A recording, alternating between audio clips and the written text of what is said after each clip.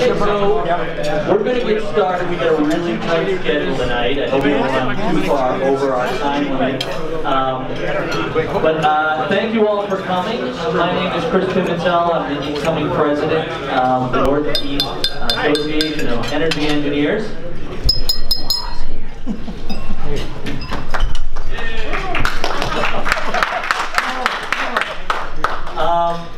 I'm pretty excited about the next couple of years. We've got a really strong board, and we've got a vice president that brings a lot of skills, a new board administrator that also has a fantastic background, should help with some IT, and bring us to a whole new level of service that I think is pretty exciting. Just a couple of announcements. We've got our October meeting next month. It's our tour. We do a facility tour every year. It's going to be with Boston Properties. It's looking like it's probably going to be at Atlantic Wharf, which is a LEED Platinum new construction skyscraper. Or it's going to be at the Hancock. We're not sure yet. We're debating what would be more exciting. So either way, though, I think it's going to prove to be a great tour. So hopefully you guys will get online and get registered early. There's going to be a limited number of people for that, so I expect that to fill up pretty quickly. We've also got CEM courses in November, November 14th to 18th, so anyone interested in the CEM course should also look online and sign up for that. We've also got our, I wanted to make an announcement about our award ceremonies. That's at the end of the year. So January, actually, next January is when we're looking for submittals, but I wanted to mention that now because we feel that that's going to be, we're completely restructuring the award ceremonies, and it's going to be a lot of fun, it's going to be a lot bigger, it's going to be a lot better, and there's going to be a whole lot of awards with a lot of deserving people getting recognition in our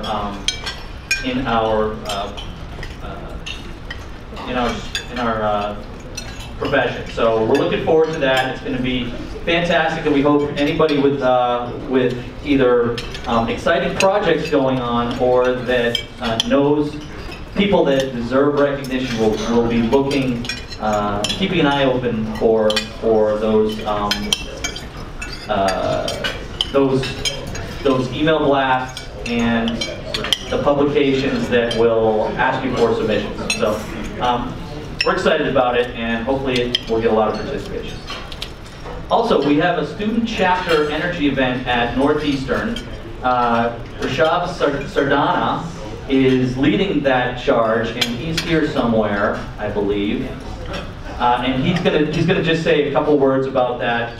It's coming up in just a couple weeks. So Rishabh, give us a little breakdown.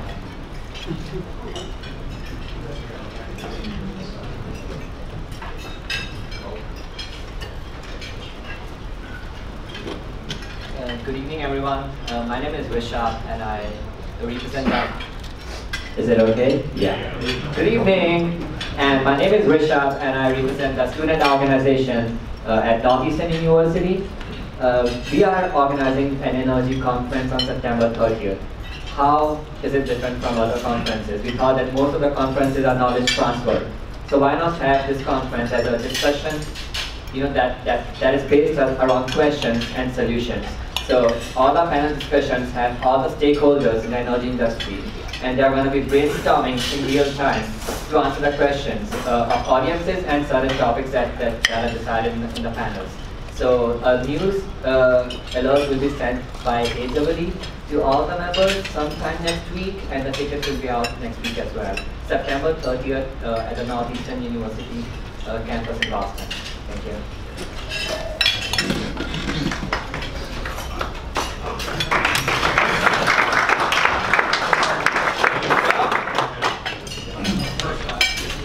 So on to our scholarships. Dan Wheatley is, I wanted to, before we start that, I just wanted to thank Dan for all the work he does around the scholarships. Without him, it simply would not be as successful as it is now. He's been working on it for years. He's committed to the students. Say thank you to Dan and introduce him to give out our annual scholarships for the year.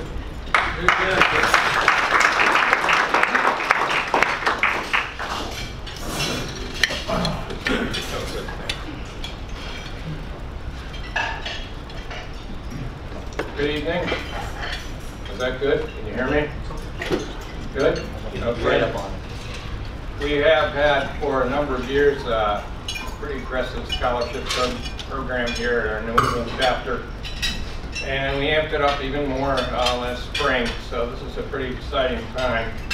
We've increased our budget, our activities. I would like to thank the board for the resolve and the sponsors for the support that makes that all possible and affordable.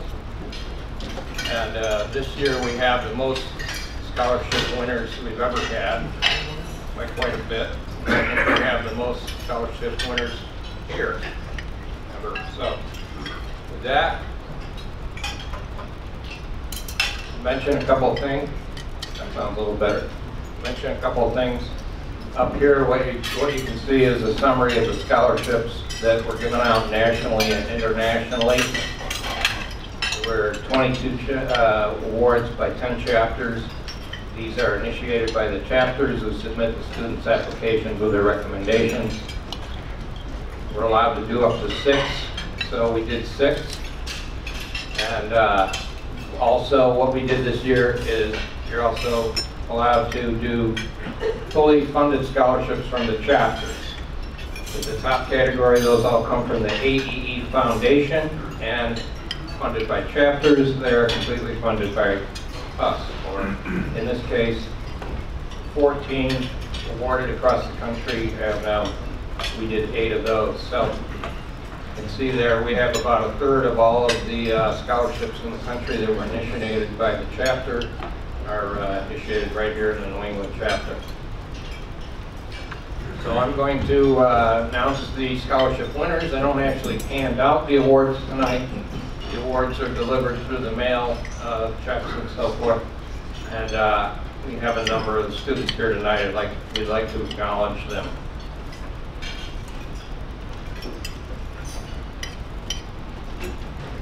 Go over this way a little. Matthew Woodward from the Mass Maritime Academy. Can you stand up, Matthew, briefly?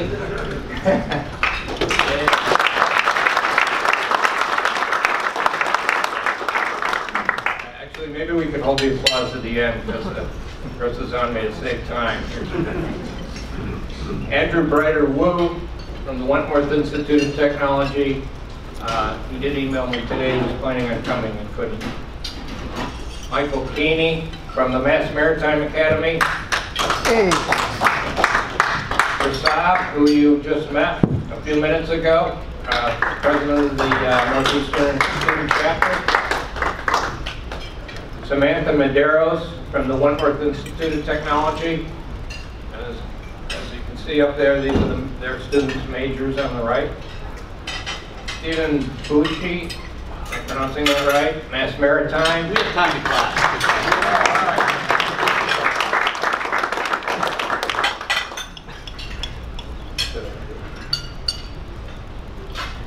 Gunnar Erickson from the Wentworth Institute of Technology. Nathaniel Clint, Wentworth. Thomas McEntee, Mass Maritime Academy. Jared Talamini from the Wentworth Institute. Lisman de Azevedo.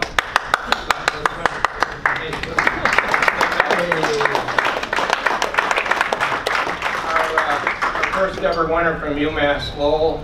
Hope we get more in the future. Cameron Kustra from the Wentworth Institute. We have two special recognition awards.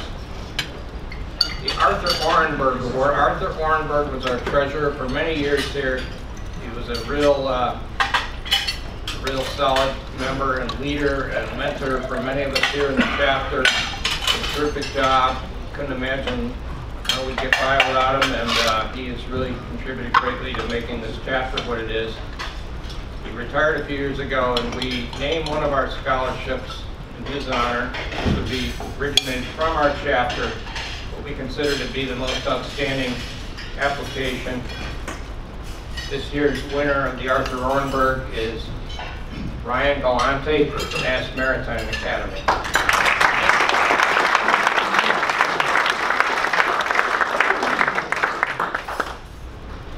The other special recognition award, this is from the AEENE Foundation.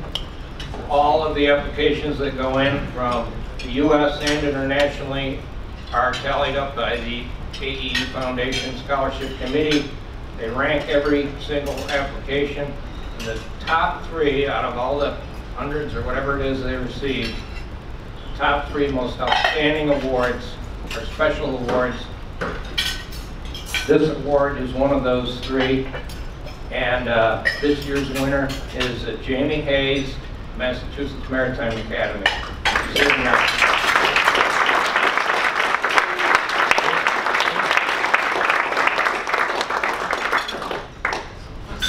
Thank you. That is our 14 winners, and congratulations to all of the winners for this year.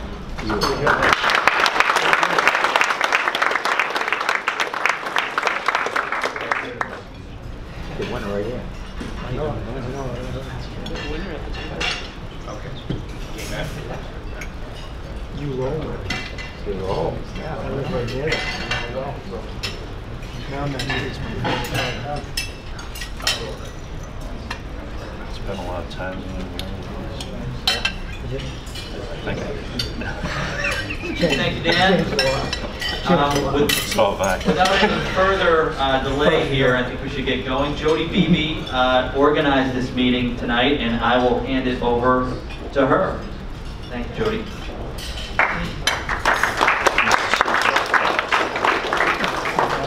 Hi, folks. I'm Jody Beebe with Clear Result.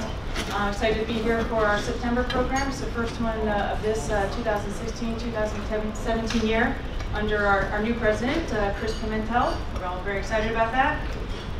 So I want to thank all of you for attending. One quick note, there are surveys in the middle of your table. If you wouldn't mind giving us some feedback about tonight's program and maybe some suggestions on others, just leave them on the table where you registered on the way out. And tonight we've got 4 speakers with 3 presentations, so we'll have a little bit of time after each presentation for some Q&A, and then we'll go forward with Q&A after all the presenters are done as well. And with that, I'd like to introduce our first speaker, who's going to be it's Andy Hahn. He's the Chief Technology Officer for Schneider Electric North American Operations.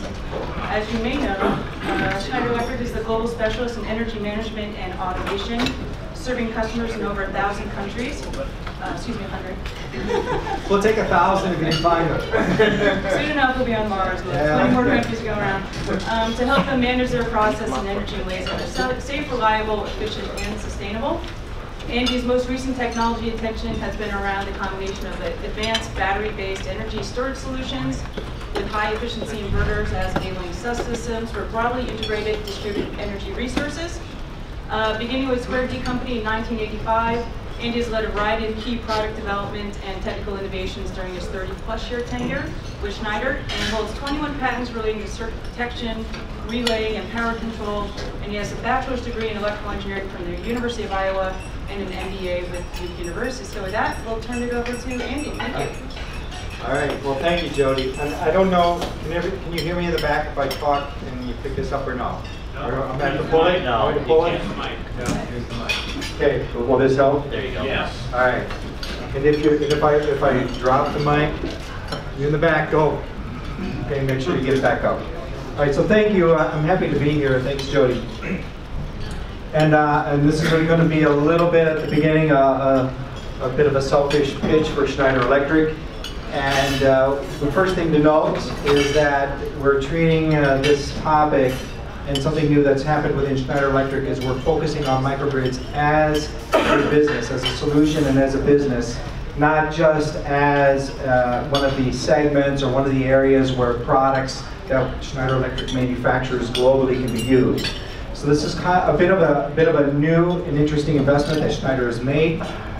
We have a team that's distributed around North America, but it's broad brush, touching from project execution to business development and to technology development. And it's highly focused. We call it a microgrid competency center, and it's to help customers, utilities, C&I customers and others, to actually come in and solve their energy problems on a microgrid perspective. So before we get too far down the line here, I have to tell you a little bit about Schneider Electric. You're obliged to listen.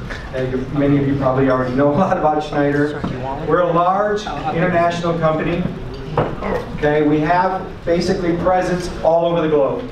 And while the focus here today is in North America, we're about evenly split, about a fourth in North America, Europe, Asia, and emerging economies as well. This is both from personnel, resources dispatched to those locations, as well as where revenues are being driven.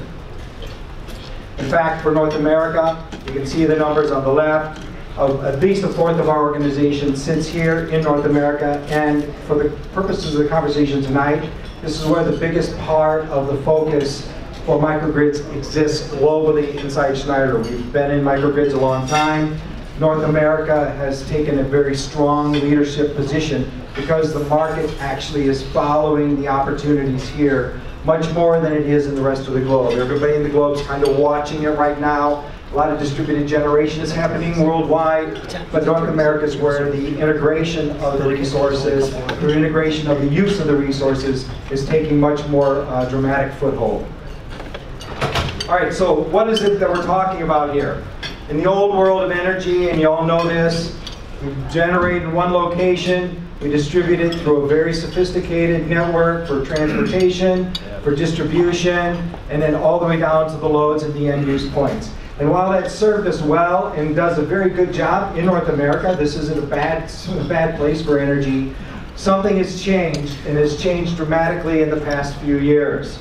Specifically, all of the products that were in distribution are now being connected. And that includes the load devices, but it also includes C&I, or commercial industrial customers. It includes utilities, generation, grid management systems.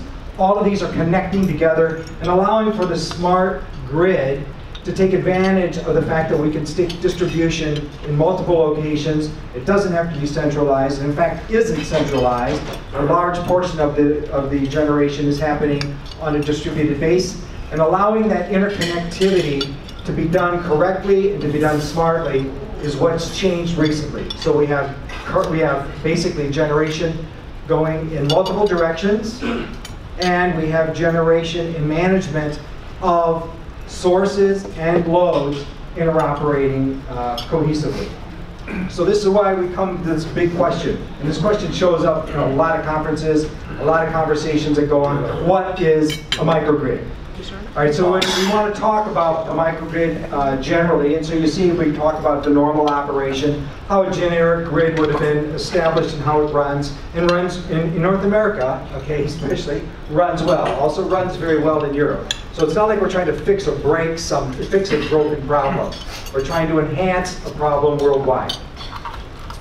And when we think about what is a microgrid, it's the marriage of distributed generation sources, distributed loads that are under management of a distributed generation source control, and a link to the grid, either automatic or non-automatic, either in island or non-island, but the entire ecosystem of generation and power flow is under a management system within a known boundary.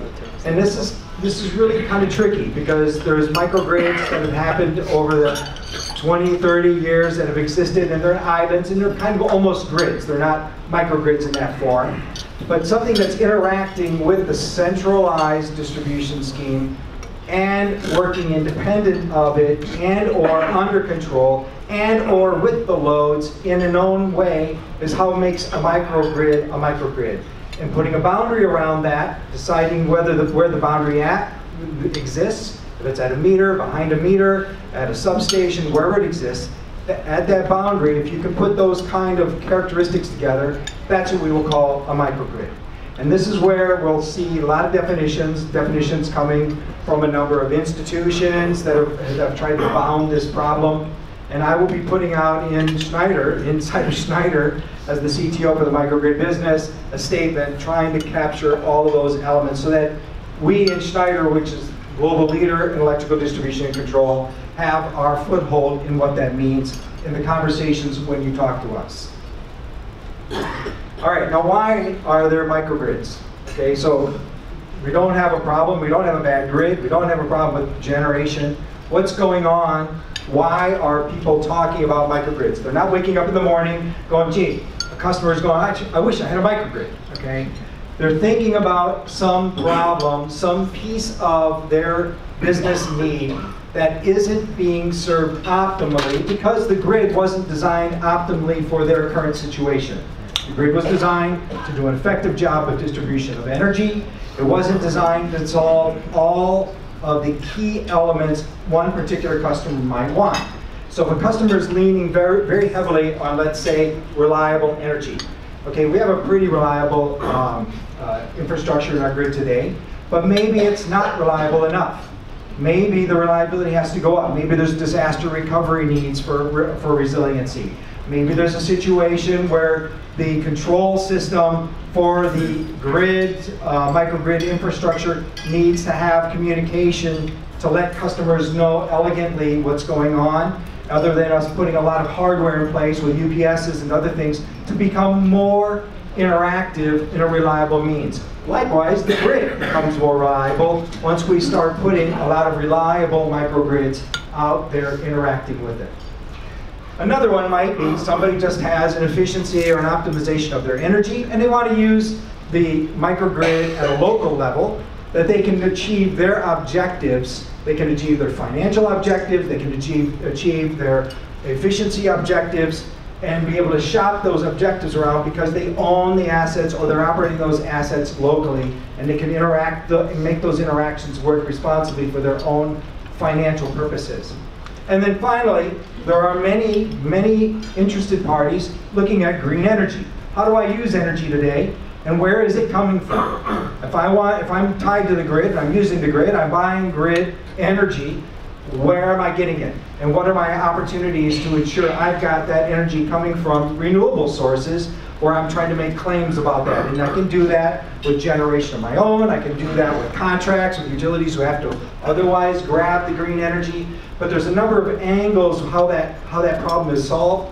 One of the keys that a microgrid helps is you can allow for clear understanding of the energy boundary and how much of that is being contributed by renewable sources. So this is kind of our triad of problems that we think we're trying to be resolved within the microgrid framework. All right, so now I want to talk a little bit about what does it have to do. All right, so we talked about the top, some kind of control scheme, and this is the first and foremost of your mind is we have lots of assets that are already present in many sites, either in utility sites, generation sites, distribution sites, substation sites, commercial sites, community sites, and these sites have to be managed somehow. So this somehow predictive under control management scheme is the first thing we need to talk about. And we have software, Schneider and many of our competitors have, where there's technologies that exist that we've developed, that we've made available to partners, and that we also sell to end-use customers in order to manage effectively the access to the energy that they have. Then the second is, how do I manage the resources? So if I go down below, I'm in the client site, I'm in the operational mode. What am I doing? Literally, what am I doing in a microgrid? I'm turning on generation, I'm turning off generation. I'm islanding from the grid, I'm connecting back into the grid, and I'm shedding loads, bringing loads online, or I'm keeping all critical loads online, depending on what kind of resiliency I have in the different, call it partitions in my resilient infrastructure. This is the physical thing that's going on at the client site or the microgrid center.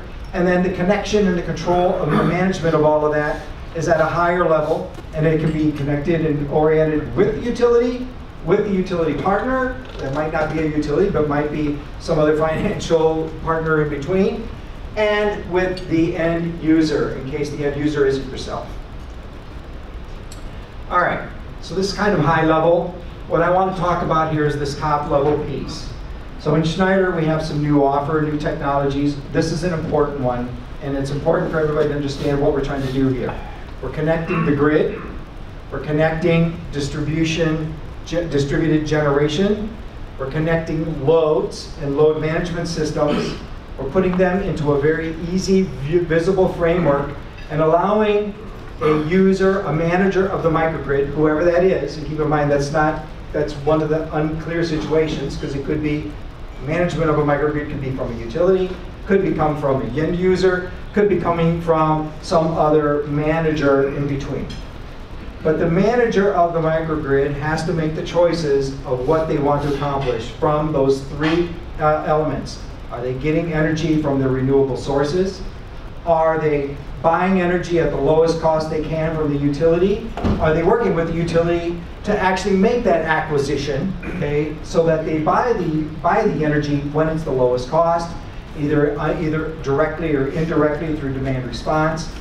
And they could also add an asset called storage, which is one of the other topics I'll be talking about in a moment, where this new arrival of battery storage is making a big change in how management allows to time shift the energy locally. So you can do your own local generation, you can do local generation with renewables, but all of these things are still back to the same concept that you generate what you use. Storage allows you to generate more than you use. It allows you to put it in a bank and allows you to take it out of the bank when it's most important and or best optimized for your own applications. So this tool that we have here called demand side operation is a tool that you can use to manage that utilization of those key resources and the mixture of those resources to optimize your cost or your resiliency or your position on a renewable space. All right, the next one I want to talk about here is something we announced a little while ago, almost a year ago, called the EcoBlade. And this is an battery-based energy storage system. Now there are many energy storage systems out there that have been long in the tooth. We've had storage in pumped hydro. We've had storage in underground storage for pressurized air. We've had many kinds of battery technologies, and lead acid has been the dominant player up to this point. But a big transition is happening right now as we speak, where lithium ion for the next foreseeable 5 to 10 years is going to be a dominant player in bringing on storage in the market. And we have a new product that we've announced at the COP21 session in Paris as part of our renewable part of our energy efficiency story, or our management of the Earth's resources. And this is called the EcoBlade, a scalable battery storage system that allows small users up through very large-scale users to put together a storage system that they can bring on to their assets, into their either local assets or their own microgrid, or in parallel with energy as a service with a utility play, in order to time shift the energy. Because when you start to time shift the energy, it allows you to manage optimally when you generate. And this is our product and our offer coming. And we'll have this available. You'll be able to start actually making acquisitions if you're so interested for this product coming into 2017. Early 2017, we'll start talking to you. All right. So now, what have we done? So we've got a lot of noise, a lot of conversation, a lot of meetings. Everybody wants to hear about what's going on in microgrids. Who's got a microgrid? Do you have a traditional microgrid, or do you have an advanced microgrid with special controls, and do you have special management of the end use cases? Are these out there, or are they just people imagining in laboratories or doing little test cases in their sites to see if this stuff could actually work? We have them. Schneider's been involved in microgrids for a long time. The renewed focus in North America is special, but we've had microgrids operating in laboratory environments and in real customer sites for a number of years. I will call it tens of years in some cases for very traditional basic microgrids, but in recent times, multiple years for advanced microgrids. So here's an example of one. and this is, we have agreement to make this available. So Encore, an energy company in Southwest Texas, has a we have a relationship with them for this presentation because we've been involved with a bunch of partners on putting an advanced microgrid together. And this is one of the most advanced microgrid. They claim to be one of the most advanced microgrids. They claim the most. I'm not sure we're going to go there. But one of the most advanced microgrids ever assembled. And this microgrid is a combination of generation, combination of storage, combination of grid connectivity, islanding capability. We have local generation in renewables and non-renewables. So it's really addressing all of that. You saw that big wheel I showed previously in our demand-side operations software. It's really capturing an attribute of all of those in this solution. It's a campus, sort of a campus microgrid. So microgrids fall into a number of categories. They could be a behind-the-meter customer site. It could be a campus, multiple sites on a campus environment with the boundary around the campus, or it could be at a broader scale as well. When it gets very, very large and it becomes something that a utility is trying to do in a distribution side, that's not a Schneider focus necessarily, because it becomes very project oriented. So we'll support it from product and product development, but we won't treat it as a quote bundled microgrid solution as such. This is a campus location. Basically, there's 4 elements to the campus, and the microgrids are 4 microgrids, and the 4 microgrids actually interoperate. So this is a very specialized solution here. So you can see, it's hard to, I'm not going to try and walk you through the one-line diagram here, but basically there's 4 individual traditional microgrids that interact in a format to allow for generation and or movement of power, and to move, and it doesn't mean one can always source all of the other one, but through the ability of us doing load shedding and doing management of the load side, can transmit and manage all of the resiliency question, bring all of the sources for the renewables to where the renewables would want to be applied in an island mode, and then also bring island mode energy generation to the whole campus. So this is a very, very elaborate and complicated, I don't call it complicated, but elaborate and complex microgrid system. And it's worthwhile. You can look it up, you can talk to them, you can even go visit them, I think. All right. So another one we have is town of Fairfield. So this is Fairfield, Connecticut. We've had some relationship with this municipality. And the particular one here is we have public services. There's also another microgrid activity we're doing on not just public services, but other specialized services. And this is putting buildings as part of an ecosystem together, and it's really addressing the resiliency question. So you don't have to address all the questions.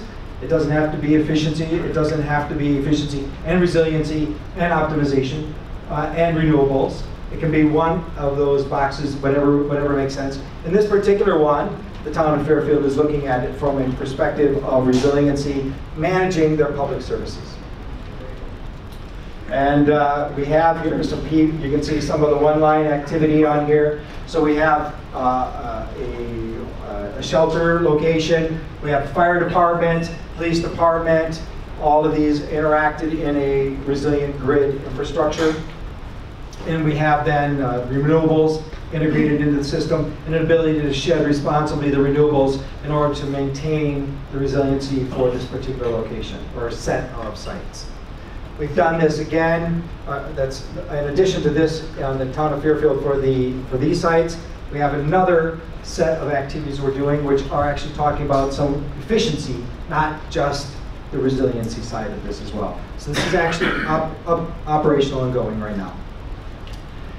All right, and then the last one I want to talk about, and I'll let you, we'll go into some questions because I think we're on a short leash here. The solar decathlon, and I don't know how many of you know about this, but this is a competition that's put out annually.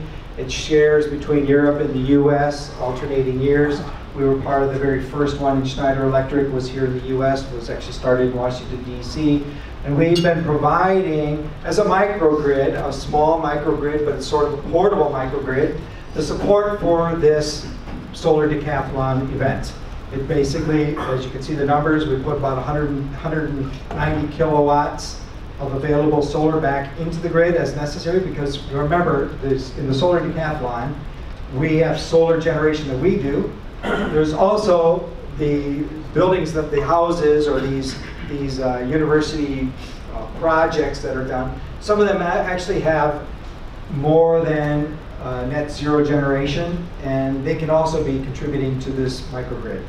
So this is a situation where we interact from a research standpoint and from a large-scale renewable perspective. And we're quite proud to say that we've been one of the originals participants in the solar decathlon and been a leader in the driving of this from an academic and institutional perspective.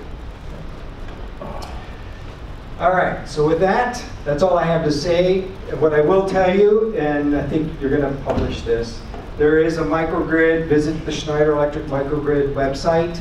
If you want to see more, you want to hear more, we have videos out there. We have a number of assets that you can download and read, and to find out more about what exactly we're doing from a Schneider Electric perspective to make microgrids a more commoditized solution.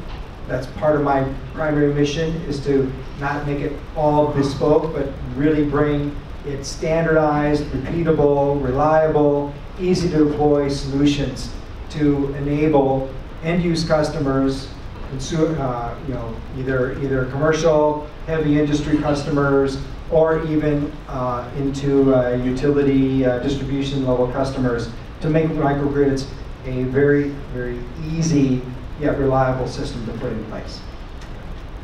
With that, do I need to ask you questions now or later? Let's do 2 questions. All right, we'll take questions from the audience. 2 questions.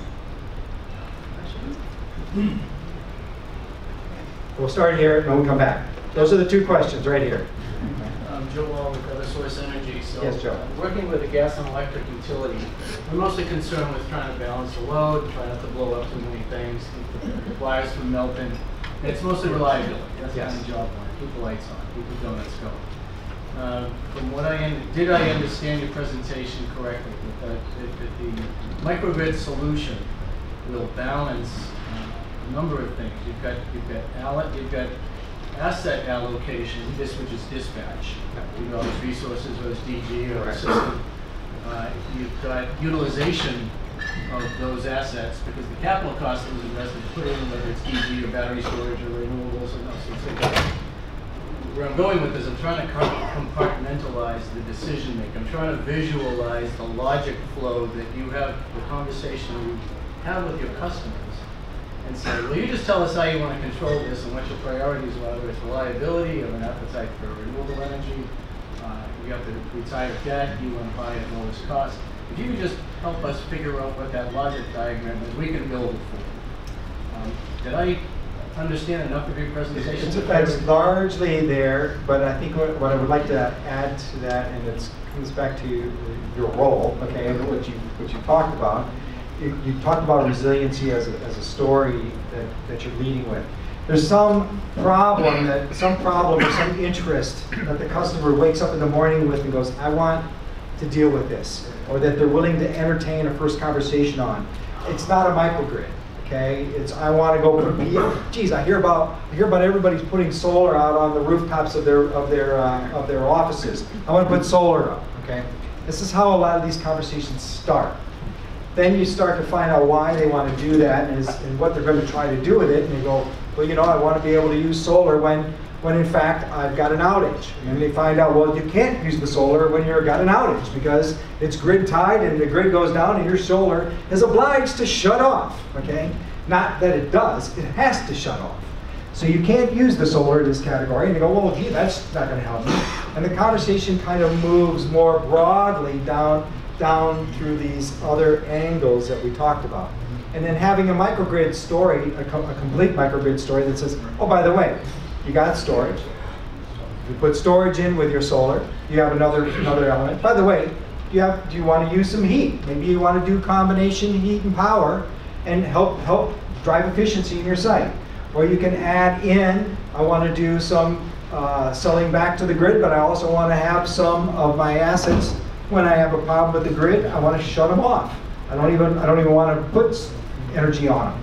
So you have other conversations that get built off of, they start with one item typically, or could start with a couple items. They're not asking for, quote, microgrid. So trying to come in and sell them a microgrid is really going backwards. You're coming in to solve their problem. And a microgrid that can be packaged and assembled and handed to them reliably is going to help that conversation. Okay. One is partly a quick clarification, and the other is, I think, brief as well. You mentioned the town of Fairfield, and you showed several stations, etc. And then before that, you also showed a diagram. Is the microgrids? Yes. This one? Yep.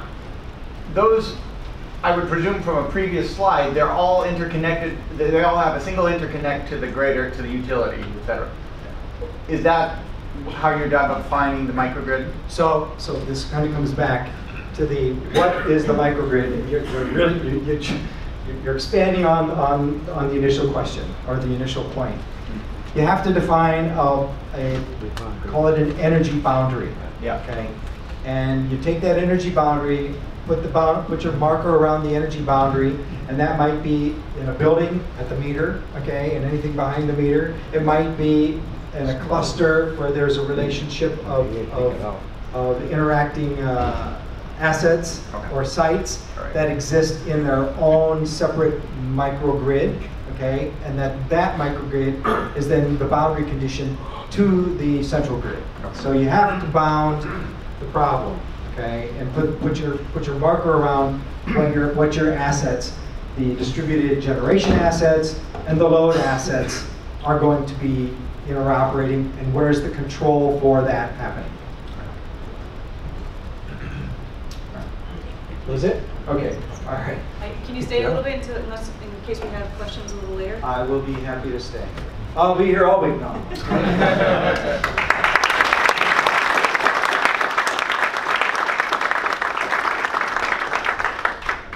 Well, I just want to add that I also had helped organize last September's meeting on energy storage, and if you remember, that ran a little late.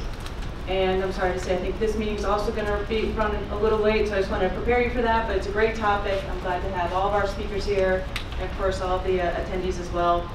With that, I was going to introduce Christopher Tejan. He's the Utilities and Energy Engineer with the UConn's main campus in Storrs, Connecticut. In this role, he's responsible for supplying and demand-side energy In this role, he's responsible for being the supply and demand-side energy expert, including developing an energy plan and helping to improve the campus's cogen plants controls. He also tracks the building of energy production and distribution, conservation of energy and water, and oversees the management of energy attributes and sustainable programs. Chris has worked in the power industry for the last 28 years, having started his career in the U.S. Navy as a boiler technician on board the USS Kitty Hawk. And in my experience in San Diego, you Navy guys, you're on a tight building, I just want to tell you that. And he's held various operations and maintenance positions in the trash to energy industry, and in coal, natural gas, and oil generation facilities. We're really happy to have Chris here to talk about his work with UConn and the various assets that they have on campus in terms of resiliency. Thank you.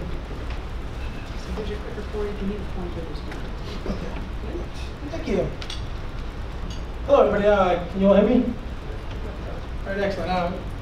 Thanks again for having me here. I'm happy to present to everybody here about the University of Connecticut cogeneration plant. And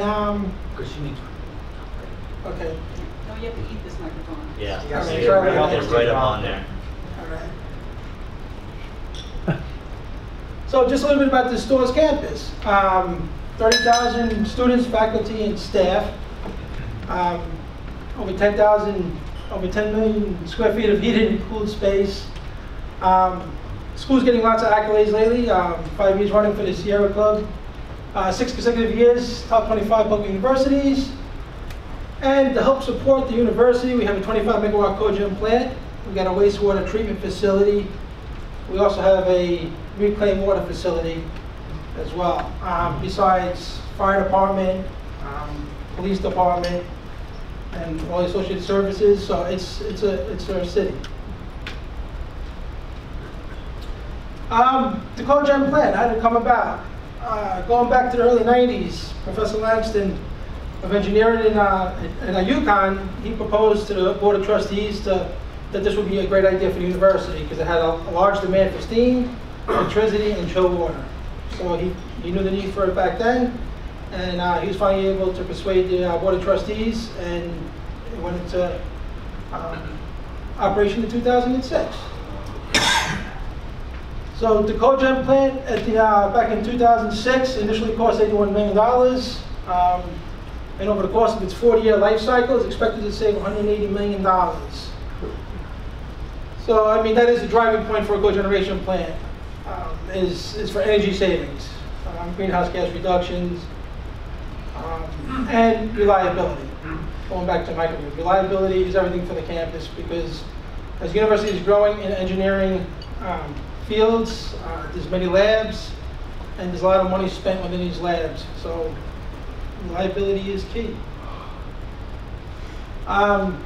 This is a typical layout of the plant. Central heat and power 2016. We got 25 megawatt power permitted. We got 4 megawatts emergency generation, 4160 volt. Plant can produce up to 530,000 pounds per hour of steam and over 12,000 tons of cooling. So at the top of the boiler house right there, that's the old plant built in the 30s. That's the heating. That's the old heating plant that holds 4 heating boilers. In the blue to the right, that's the chiller building built in '97. That's got 4 chillers and another heating boiler. We have 2 electric 1,000 ton chillers, and we got 2 1,000 ton natural gas driven chillers. And then cogen plant built in 2006. It's got the 3 the 3 gas turbines, and it's 25 megawatt output. So this is the generation of this is the electrical generation of the company. Just listen to the equipment that that is within the plant. 3 7.5 megawatt gas turbine, solar turbines. It's got a steam turbine generator. 3 emergency diesel generators. 13 8 kV distribution for the whole campus, and 4160 emergency distribution for life safety. Just a number of transfer switches, substations, and whatnot. Vulnerability, loss of natural gas, and we got a single connection to the 800 line from Eversource.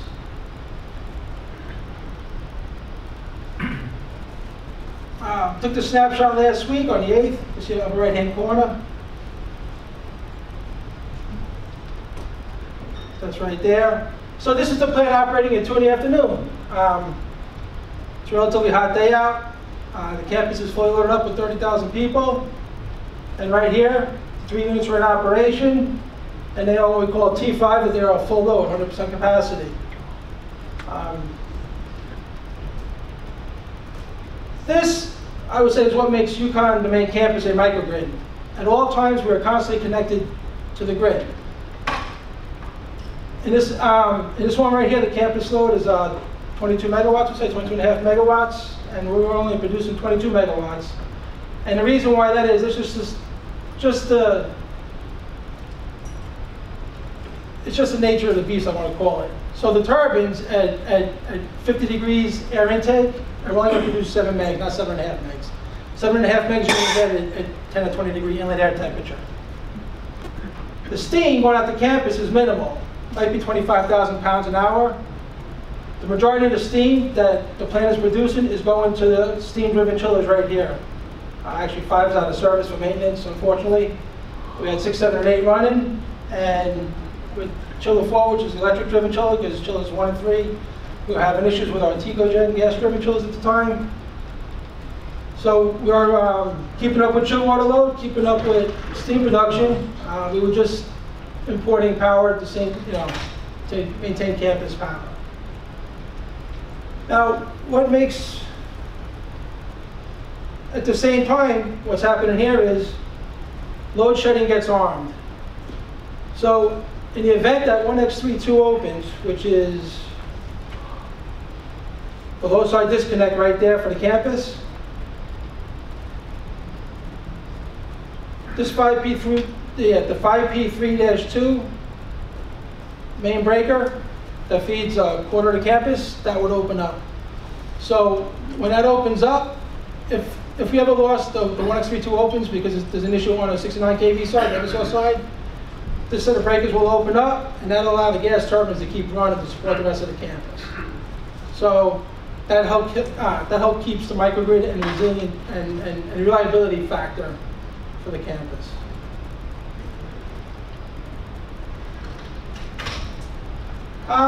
Just a little about steam production. Supply steam to 7.5 million square feet of building space, roughly. Talked about the 5 heating boilers, 3 HRSGs, the heat recovery steam generators, 600 PSI plant. Feed water is supplied by reclaimed water, part of the resiliency process, because we can still supply energy to the reclaimed plant.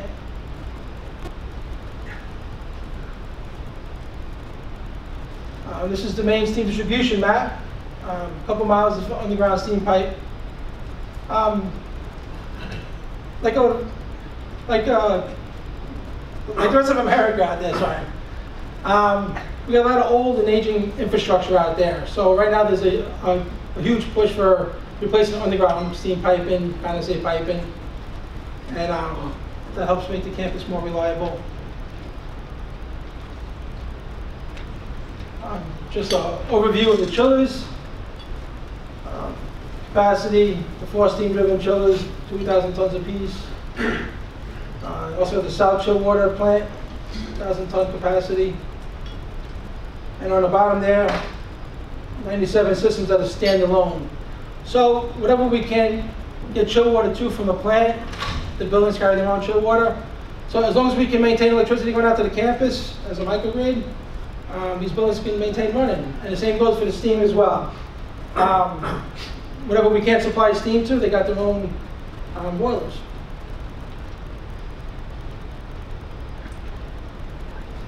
Going forward, as universities grow, right now the university is they're in the midst of a next generation phase. State's looking to dump about $1.5 billion into the university. New buildings they want to add another 1 million square feet of building space to the main campus. They're going to fix up a lot of older buildings. There's huge energy conservation going on measures. So these are just a little couple of slides of what the university wants to do to support that. So you can see upgrade to a fully redundant electrical system that can support the entire campus without load shedding. Show the source for that. So right now, existing current cogen plant, support the electrical needs. Pretty much we could support the full load 96% of the time. It's roughly 4% of the time that we support that we got to import while we're operating. So, with that being said, they want to, that there's talks and plans of adding another supplemental plant that can make more power. Steam, in the process of upgrading underground utilities. Old and aging steam and condensate pipe. So.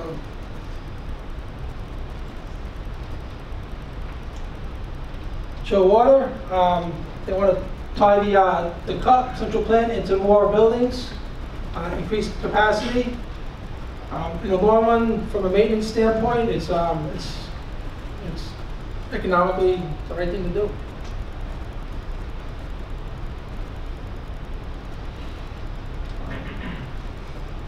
Gas, part of the climate action plan. So back in 2008, the greenhouse gas emissions that the campus was emitting at that point was locked in by the federal government.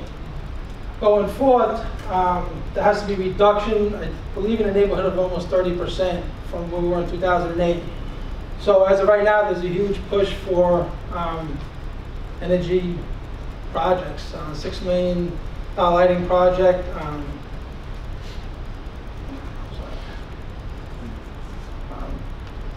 Energy service performance contract.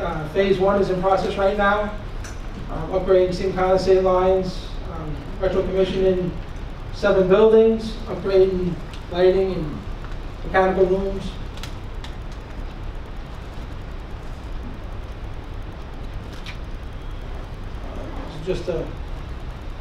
That's what the current steam lines being replaced, constant return, and then And then the first 7 buildings targeted were the largest ones up in the north quad right here.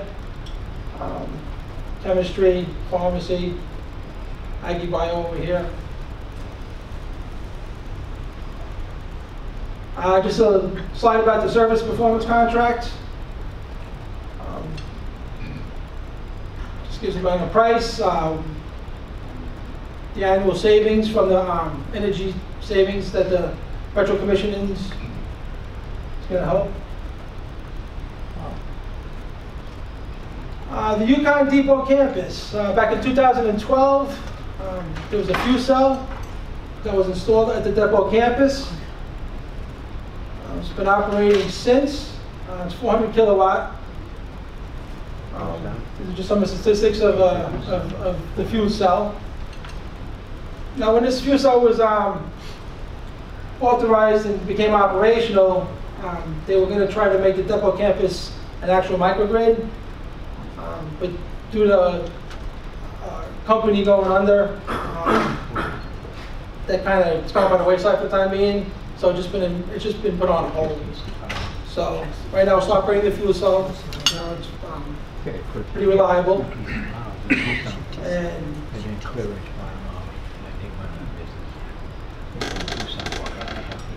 so hopefully in the near future, DEP is still going to hold the grant. So hopefully they'll be able to go forward with that microgrid project.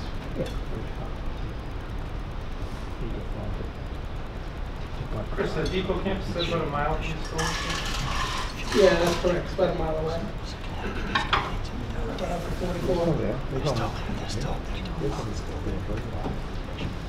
Sorry if that was kind of quick. Any questions? Many campuses have gone to hot water distribution and away from steam, or putting a heat exchanger like in 4 buildings and then distributing hot water. I'm kind of surprised that you stuck with steam. Can you comment on why you didn't upgrade to at least hot water distribution in quads? Yeah, actually, going forward for the new supplemental plan that is being discussed by the framework PVH group. So what we would do is we would send either 65 or 125 pound steam up to the supplemental plant, and from there they would build, have a hot water loop going out to new buildings. So right now I think it was more of a economics to not swap the whole campus over to hot water distribution. You know, just because you got to do up the whole campus. So, with that being said, they are definitely looking into that, and that's, I think as the campus grows, the new areas of growth, you'll see the hot water distribution. Does energy efficiency get more play or attention when you have a microgrid versus just buying electricity and gas from a local utility? Is that more the conversation, you know, efficiency measures? Yeah, absolutely. And then, you know, so working in traditional power plant, typical traditional power plants around 34% efficient. You know, so pretty much a power plant, you're producing steam, you send it to the turbine to make electricity, you sell electricity to the grid. You condense the steam and use it back in the boiler again. The whole cogeneration process, sorry, go back to that. Yeah, sorry for talking too fast. Or New Yorker. So yeah, so part of the whole cogeneration process, you know, so we got the gas turbine in there. It's about a third of the size of a 737 jet engine, and as it's in operation, it's exhausting hot gas out the back of the boiler or the Hersey. Well, the hot gas is 1,000 degrees, so with 1,000 degrees, we're able to produce steam. On the front end of the machine, you've got a reduction gear in here, so the jet engine's in here, the reduction gear is in here, and the generator's on the front end, you can't see right here. So as the hot gas goes out the back end, spinning the turbine spins the shaft and make electricity off the front end of the generator. Well, the hot gas is making steam off the back end. The steam we directed through a steam turbine generator. It's a back pressure turbine, not a condensing turbine. So we're taking 600 pound steam, which reduced that to 125 pounds. That 125 pound steam is then sent to the steam turbine chillers, steam turbine driven chillers to make chilled water. And the steam also goes through 65-pound reducing stations to go out to campus to be used for 75% of the campus buildings. So that brings the efficiency of these types of plants, not 34%, but up to that 60 to 80% range. Yeah, I was wondering, like on the buildings themselves though, you know, as you look at your grid and you had to buy half a megawatt, you know, do you guys start looking on the buildings and doing more energy efficiency measures on the buildings than a traditional campus might do? As a matter of fact, yeah, and that goes back to the ESPC types of programs that the university is undertaking right now. There's a huge lighting retrofit undergoing right now. So to put it into perspective, when I first started in 2008, the campus was using around 140,000 megawatts of power a year as a whole. Right now, the campus has grown since 2008, roughly 400,000 square feet of building space, and we're down to about 130,000 megs of power that the campus is consuming a year right now. So not only have we added 400,000 square feet of building space, but we've shed 10,000 megs off of the campus load just in energy efficiency measures, lighting, mechanical rooms. So yeah, there's a huge push for energy efficiency measures. And it goes back to the greenhouse gas that was capped in 2008 and the goals that the university has got to meet, but I want to say 2030. And one of the commitments is 100% LED lighting by 2020, and a lot of the buildings have new T8s. So we're going through them and taking up the super T8s and T8s. Some of them have a lot of runtime. Yeah. Putting LEDs just to make the commitment. Yeah. And that's Greg Schneider. He's playing a huge part with the ESPC program and the lighting retrofits and upgrades at the campus. Thanks. One more quick one. You said like 94% of the time you meet the electrical demand of the campus. So correct. How do you operate? Do you island from the grid? Do you export power? Do you have some minimum import? How do you do that? For that 6% of the time, or just normal operations? For the 94% of the time, where do you just open the breaker and run purely on the no. So you can see red is hot. Red means so these breakers are closed. Yep. So 95% of the time, that is zero. We got a kilowatt master controller on our turbine on our generator page that's set to zero. We can't export power to the grid because we're a state entity. You can't. But we cannot. So that is because it's a conflict of interest with the utilities. So with that being said, this is normally reading zero. But we're always flowing to the grid, and what happens on occasion, we'll have a turbine trip, and we'll import power. Yep. So you don't have a minimum import, you actually set it at zero. Correct. The generated stage. So the cogen plant itself, you know, we're not driving the campus is driving the plant. So controls and logic is all set up to flow what the campus needs and demand. We'll have to hold the rest of the questions till later. Hopefully Chris can stay for some of those. No, I'm good.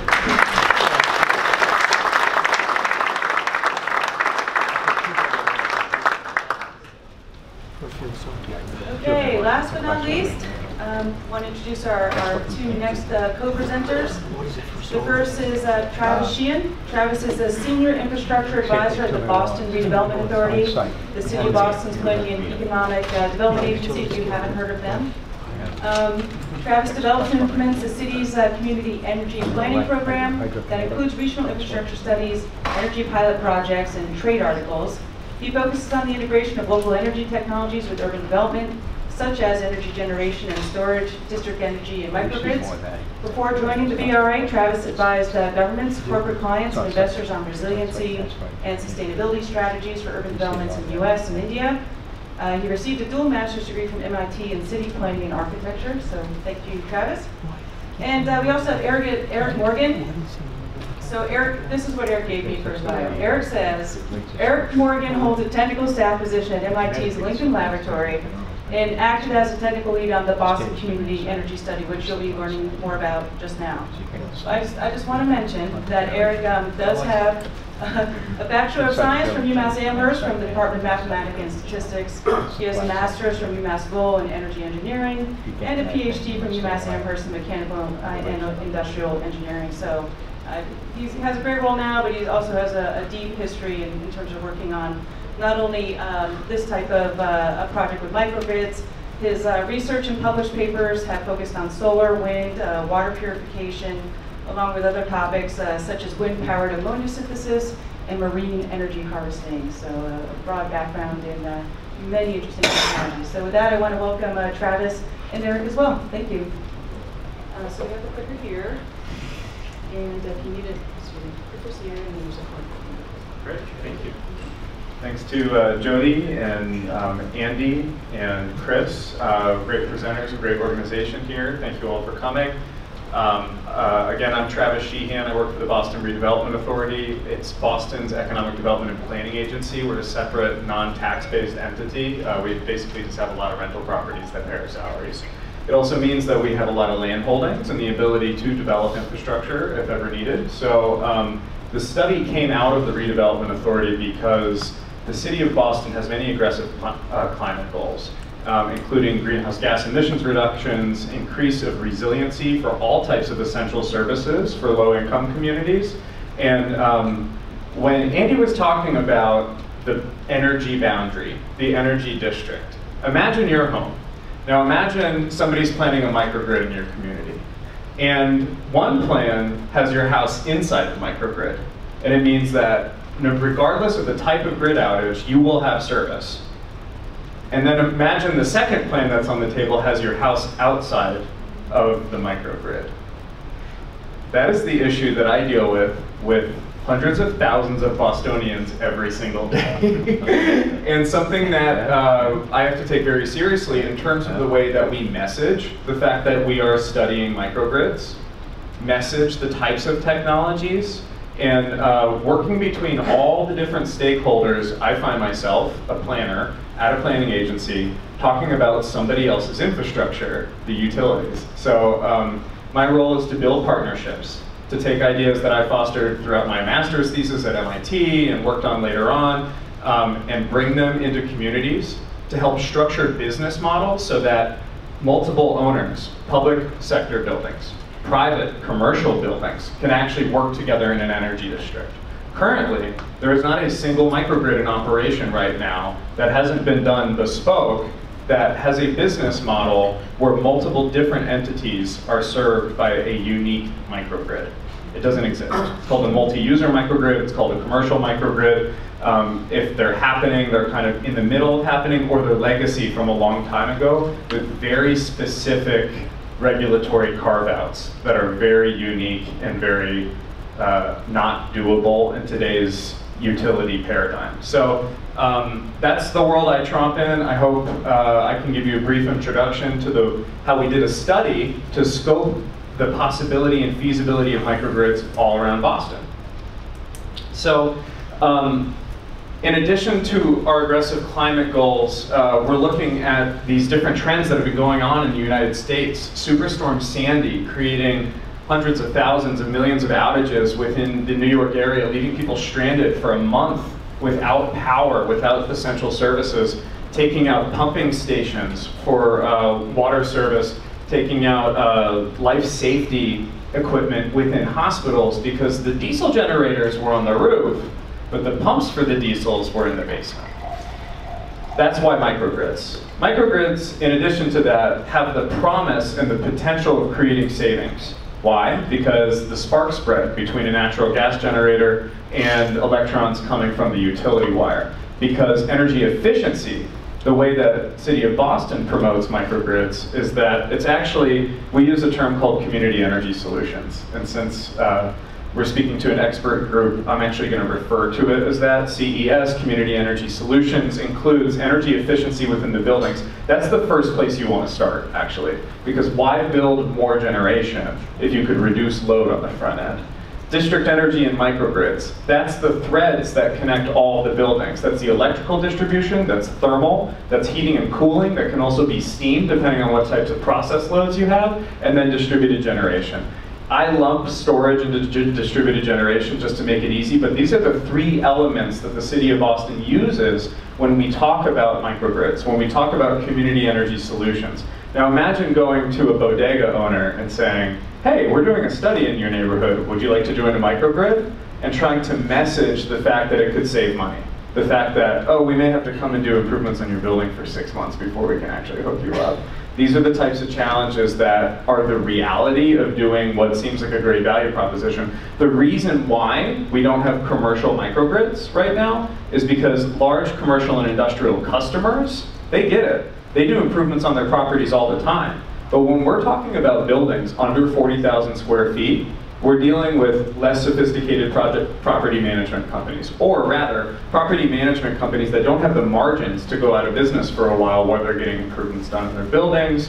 They don't get the value proposition, they're working year to year, they're not looking at 10-year investment cycles. There's lots of reasons why this stuff doesn't work yet, and my role is to actually take some of those barriers and those obstacles out of the way for Boston residents and businesses. So technically, how does this look? We've seen a lot of line diagrams, but I'm an urban planner and an architect, so I think, how does this need to work in space? Where do we draw the lines? Well, this is a diagram that is representative of potential new development within Boston. It's not spatially correct, but it actually represents accurately on a square footage perspective how we do infill development. Imagine everything in purple used to be parking lots. Now, if we have to dig up those streets to get water, sewer, gas, electric, cable, fiber in there, why would we do it the traditional way? Well, maybe if it's a master developer who's going to be doing this in all one go, we have a new opportunity to do something different. So not only does our community energy study that Eric will talk about focus on existing buildings, but we also focus on how to take the pipeline of new buildings that are coming into Boston and help them think more creatively. So in yellow, we're looking at new electrical distribution. There's thermal, hot and cold water. This would be distributed generation. You can have distributed generation on single structures. You can have it as a centralized plant. And you can have all types of input into your central plant. Electric, gas, steam, it can kind of take it all. And then ideally, much like a college campus, you would want multiple feeds coming in to your isolated and islandable electrical circuit. When you're talking about converting existing development, you're talking about deploying local generation on the structures, maybe reinforcing the roofs, maybe looking at space within the area to put a combined heat and power unit, developing hot and cold water loops, deploying smart grid and smart grid building technologies, replacing building boilers with energy transfer stations for the heating and cooling technology. So it's like thinking about it, man, this is not exactly an easy thing for people to think about. Many technology companies pose microgrids as a battery and solar solution. And then we're gonna take and put SCADA systems in your building, and we're gonna do cool relays. To truly optimize the value of combined heat and power, to get a dispatchable load that's going to take you through a storm 3 days, not 3 hours, because it's technically unfeasible from a financial perspective to do a lot of battery storage to keep your critical loads going for days. That's just like, that doesn't pencil. Leveraging combined heat and power is something where we can do a bridge technology between a fully renewable future where the grid is totally electrified and the needs of customers today. Currently, utilities work together on energy efficiency programs. The state of Massachusetts spends $3 billion, $2 billion every 3 years because a megawatt is less expensive than a megawatt. Those efficiency programs go in and provide incentives for boilers within buildings. They change windows, they change lighting. They do not work together on distribution planning. Electric utilities, natural gas utilities, and steam utilities are, for lack of a better term, in complete competition with each other when it comes to serving loads. And part of my role and part of the initiatives that the city of Boston has undertaken is to align the interests of them and understand how multiple loads can work together to really benefit the climate, benefit the citizens and the businesses with greater resiliency, and finally create a more affordable city through lower energy costs because you're providing integrated solutions. So Boston has many district energy systems. Boston has a main district energy system, Veolia Energy. They're here. It serves 44 million square feet of Boston with steam. There are also 6 campuses in Boston that have district energy combined heat and power, and there are 4 fully islandable microgrids within the city. Why? Because we're a city of meds and eds. We have medical and educational campuses all over the place. So this is something that pencils if you're making capital investments for 40 to 100 years on a campus. If you're just a real estate developer that's going to flip your property in 4 years, you're not thinking about that kind of long haul. So the community energy study asks a very simple question. Within the entire map of Boston, where are these technologies most feasible? Well, you have to have a lot of data for that, right? You have to know pretty much 8,760 hours worth of energy data for lighting, cooling, heating, electric, plug loads within each of the buildings if you're going to identify where load optimization makes the most sense. We took the first step in doing that. And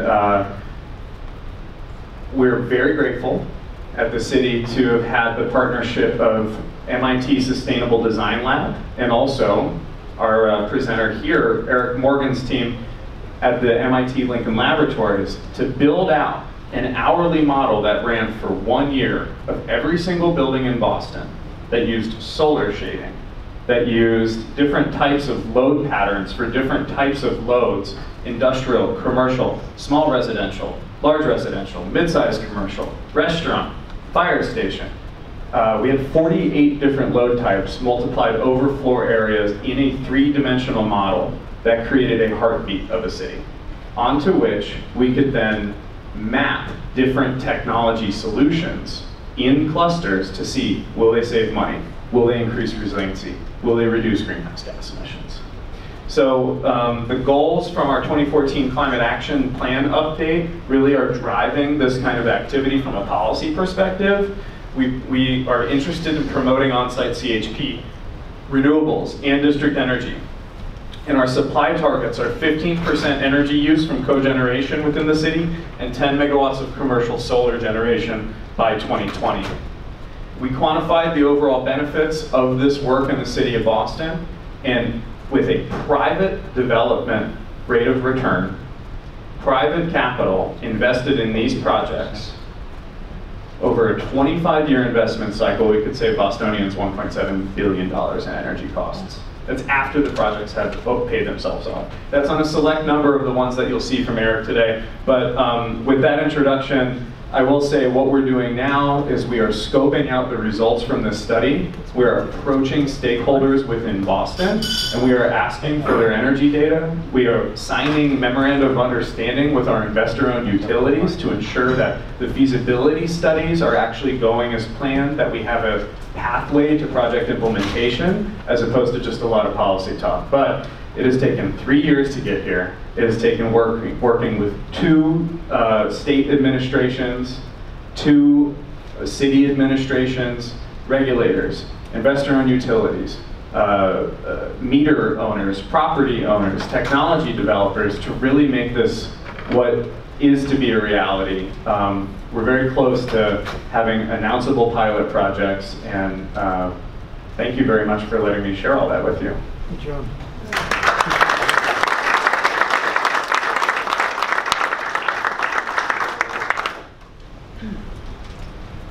Can you hear me okay? How close does it have to be? Is that good? All right. So I'm Eric Morgan, MIT Lincoln Laboratory. You might wonder, what the heck is MIT Lincoln Lab doing here at the Community Energy Study?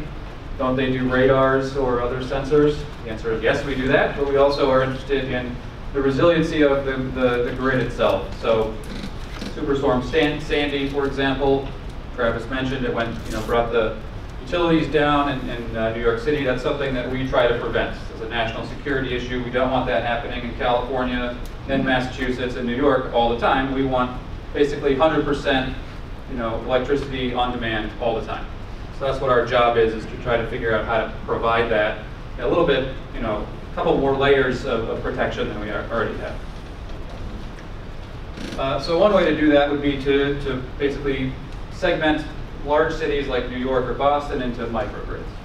On the left here, you've got what happened after Superstorm Sandy. That's Goldman Sachs that's lit up. They have a CHP microgrid plant And they're the only ones that are on in downtown Manhattan at that time. So we want to be that guy right there. We don't want to be all the other folks around it. Right? On the right-hand side, we've got the 2003 blackout. So this is one that had rolling blackouts cascading in from Ohio. You can see what happens there. It goes from very bright on the left to very dark on the right. Again, national security issue here. We want to maintain as much electricity as possible, but definitely be running hospitals and all the critical facilities. So that's where Lincoln Labs comes in. So I won't talk too much about the community energy study. Travis gave an intro on it. I'll just talk a little bit about Boston, which is kind of where we selected to do the study. And so it's home to about 655,000 people within the borders of Boston. It covers about 50 square miles. We analyzed 85,000 parcels of land, about 92,000 buildings. And so right now, you kind of think about Boston, we've got something like 3 Bostons per week moving into cities, so that number of people. So as the kind of the global, as the globe gets larger and larger and the people get just more and more numerous, we're going to have to figure this type of situation out every week, essentially. How do we get all these people online with power and maintain it? This is the Prudential Center after it went out. This was a substation trip here in Boston a couple of years ago. So again, we want to try to avoid that.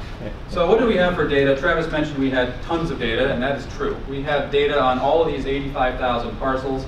This is the building types that we had to work with. So this was all done by the campus, MIT campus. Christoph Reinhardt led this effort, basically going through all of the GIS information for every single building and pulling out the building types.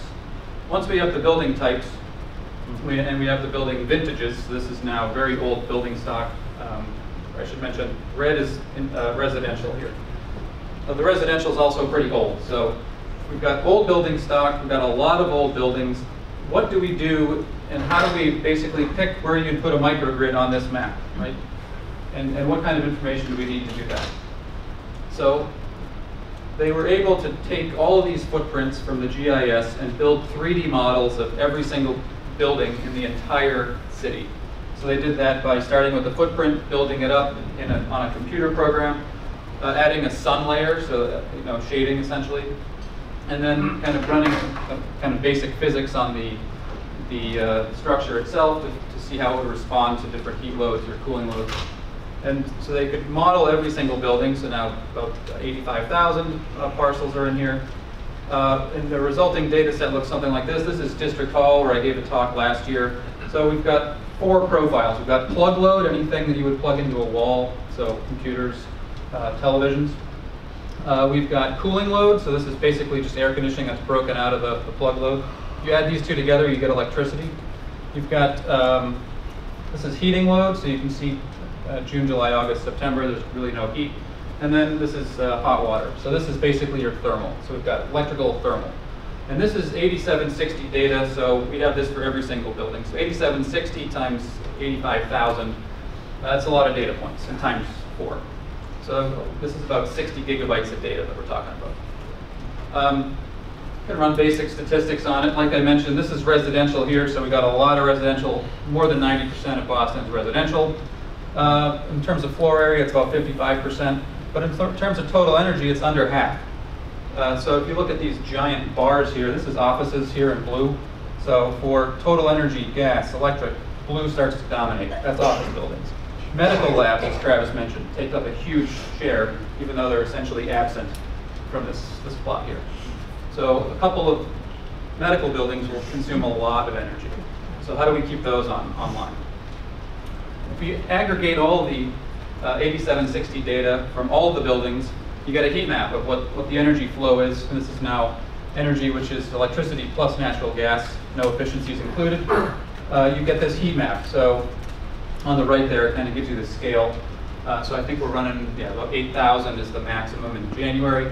So here, this is 8 o'clock in the morning in January, mid-January. People are turning on the lights, they're taking showers, they're heating the house. So we've got these spikes here at 8 gigawatts. In June, it's basically a shoulder season. This is the 2 o'clock in the morning, no one's heating anything, cooling anything. not watching television, so we're down to like 250 megawatts. So there's almost 2 orders of magnitude difference in power coming into Boston. So now we have all that data. What are we going to do with it? How do we pick one spot or 10 spots to put a microgrid? So we have this program, it's called DERCAM, Distributed Energy Resources Customer Adoption Model. This is put out by Berkeley National Lab. It's about 15 years old. I think they just came out with the newest version maybe 6 months ago. It's a mixed integer linear program, basically an optimizer for if you had X number of buildings, what kind of technology should you put there and how much can you save, right? And that's savings in terms of how much money can you save and how much carbon dioxide can you save? Or if you want to do a dual optimization, how much of both can you save? So if you can tell DERCAM anything about the electricity, heating, and cooling, and you know what kind of distributed resources you want to add to it, and you have pricing information, this can tell you the optimal mix of the assets that you should install at that particular site. And you can do that.